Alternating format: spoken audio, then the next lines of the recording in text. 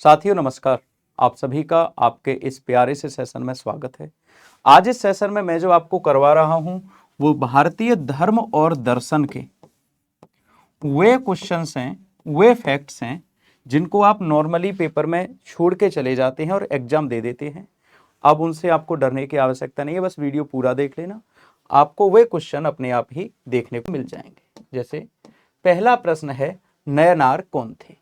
शैव, शाक्त, वैष्णव, सूर्योपासक। तो ये आप लगा दीजिए शैव। भागवत संप्रदाय के विकास में किसका देन अत्यधिक था? Who contributed the most of the development of the Bhagavata sects? तो याद रखिएगा गुप्त वंश का सबसे ज्यादा गुप्तों का योगदान था, क्योंकि गुप्तों का जो राजधर्म था वो भागवत धर्म था। भागवत धर्म के प्रवर्तक कौन थे? तो आपको याद रखना है जनक, याज्ञवल्क्य, सूरदास। तो जो यदुवंशी भगवान कृष्ण थे उनको भागवत धर्म का प्रवर्तक कहा जाता है।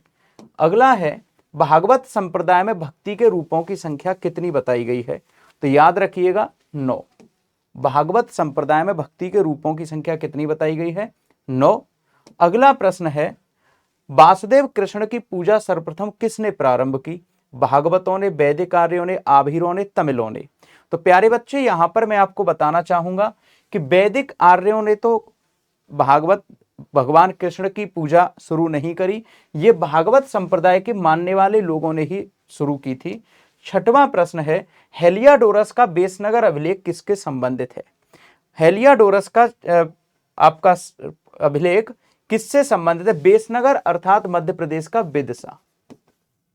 मध्य प्रदेश का विदिशा अर्थात बेसनगर हेलियाडोरस का किससे संबंधित है? यह आपका छठवां क्वेश्चन है, केवल वासुदेव से, केवल वासुदेव से संबंधित है। सातवां प्रश्न है आपका, भागवत धर्म का सर्वप्रथम ज्ञात अभिलेखीय साक्ष्य कौन सा है? सातवां प्रश्न वही बेसनगर का गरुड़ स्तंभ लेख। आठवां प्रश्न है आपका, भागवत धर्म का सबसे पहले यमुना नदी के चारों ओर मथुरा जिले में होने का साक्ष्य कहां से प्राप्त हुआ है? तो यहां से प्राप्त हुआ है आपका मेगस्थनीज से। मेगस्थनीज जब चंद्रगुप्त मौर्य के दरबार में आया था उस समय उसने अपनी पुस्तक इंडिका में इसके साक्ष्य प्रस्तुत हुए हैं। 9वां प्रश्न है प्यारे बच्चों हमारा, पाशुपत संप्रदाय के संस्थापक कौन है?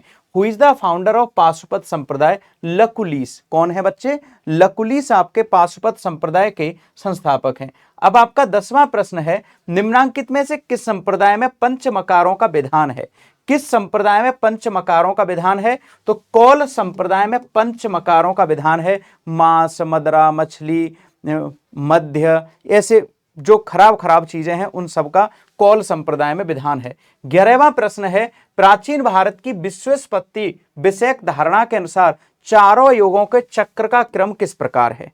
आपसे पूछ रहा है कि पहले कौन सा युग आएगा? सत्ययुग, त्रेता। तो पहले सत्ययुग आएगा, फिर त्रेता, फिर द्वापर, फिर उसके बाद कली जन्म लेंगे। तो ये 3 विकल्प ऐसे करके सही कर देंगे, क्योंकि कॉमन सेंस की बात है कि कली का अवतार होगा। फिर इससे पहले जस्ट द्वापर था, त्रेता, फिर उससे पहले सत्ययुग था।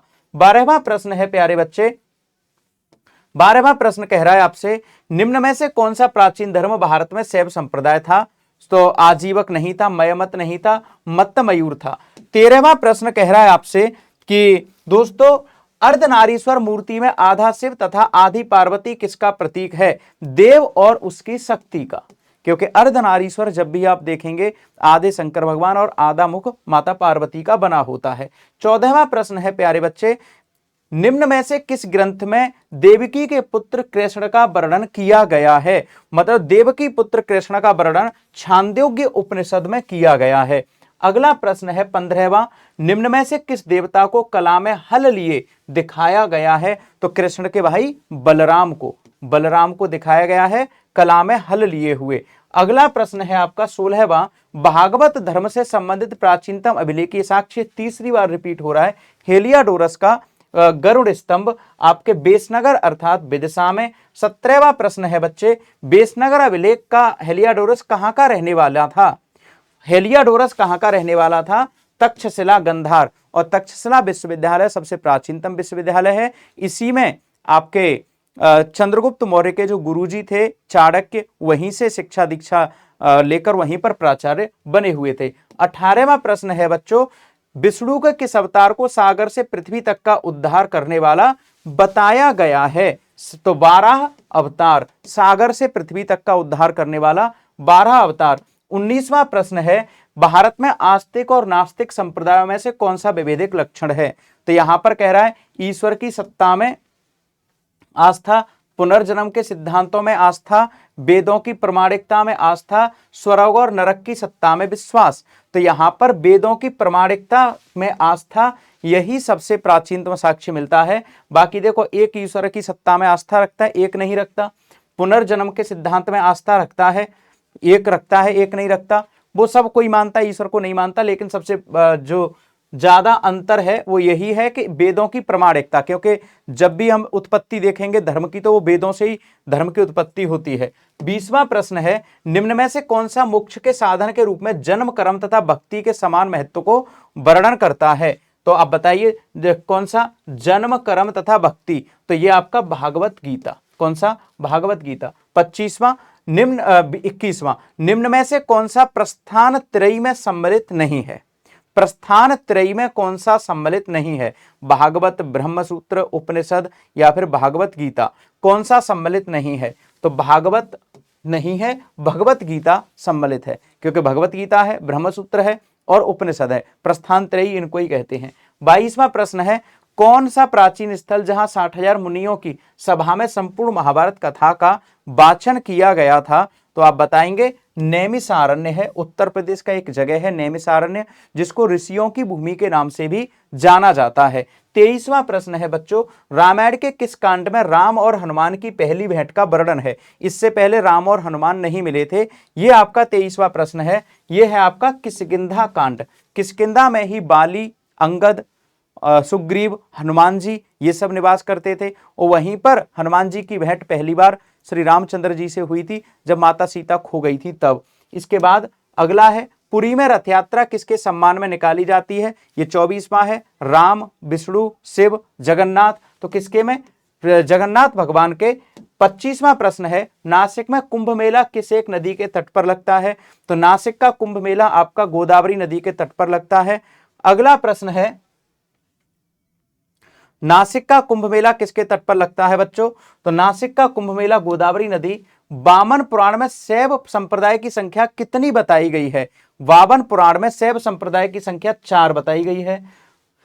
शिव के लिए रुद्र नामक देवता का उल्लेख मिलता है। किसमें शिव के लिए रुद्र नामक देवता का उल्लेख मिलता है? तो सबसे पहले कौन सा था? ऋग्वेद, है ना। 28वां प्रश्न है आपका कि विष्णु के अवतारों का उल्लेख मत्स्य पुराण के अनुसार कितना है? 1, 2, 3, 4, 8, 9, 10। तो 10 अवतार आपके भगवान विष्णु के मिलते हैं। कौन से पुराण में? आपके मत्स्य पुराण में मिलते हैं। 29वां प्रश्न है बच्चों, सूची 1 को सूची 2 के साथ सुमेलित कर दीजिए। तो देखो, इस्लाम धर्म मक्का मदीना में, हिंदू धर्म आपका वाराणसी में, ईसाई धर्म वेटिकन सिटी में और जैन धर्म आपका पावापुरी में। अगर आप इसको मिलाएंगे तो ए का हो रहा है तीसरा और बी का हो रहा है आपका चौथा और सी का हो रहा है पहला और डी का हो रहा है कौन सा? डी का हो रहा है दूसरा। 3, 4, 1, 2। तो 3, 4, 1, 2 अगर हम बात करें तो ये हो रहा है आपका सी विकल्प सही है। 3, 4, 1, 2 अर्थात ये उदय पूछ रहा है आपसे। क्या पूछ रहा है? उदय पूछ रहा है। ये हमारा 30वां क्वेश्चन था। अगला प्रश्न है, ये तो मैच द फॉलोइंग हो गया। सूची 1 को सूची 2 के साथ सुमेलित करिए। 31वां प्रश्न है, आचरांग सूत्र, अंगुत्तर निकाय, पाचरांतर संस्था या फिर वाजस्नेयी संस्था। तो अगर हम बात करें, आचरांग सूत्र है आपके जैन धर्म के और अंगुत्तर निकाय है आपका बौद्ध धर्म का। अब 3 और 4, ए का तीसरा और बी का चौथा, है ना। और पांचरांग आपका भागवत, सी का दूसरा और बचा कौन सा? आपका डी का पहला। वाजस्नेयी संहिता आपकी वैदिक संहिता है। तो 3, 4, 2, 1, 3, 4, 2, 1 मतलब पहला सही है। अगर हम बात करें 32वां क्वेश्चन, निम्नलिखित वैष्णव अवधारणाओं पर विचार कीजिए। चतुर्गर्युह, पंचवृषणवीर, दशावतार अवधारणाओं का सही कालक्रम कौन सा है? तो यहां पर आपको याद रखना है कि सही कालक्रम आपका सबसे पहले आया था कौन सा? दशावतार, फिर आया था आपका चतुर्गृह, फिर उसका पंचवृषणवीर, उसके बाद अगला प्रश्न पहुंचते हैं 33वां, निम्न में से वैष्णव अवधारणाओं पर विचार कीजिए।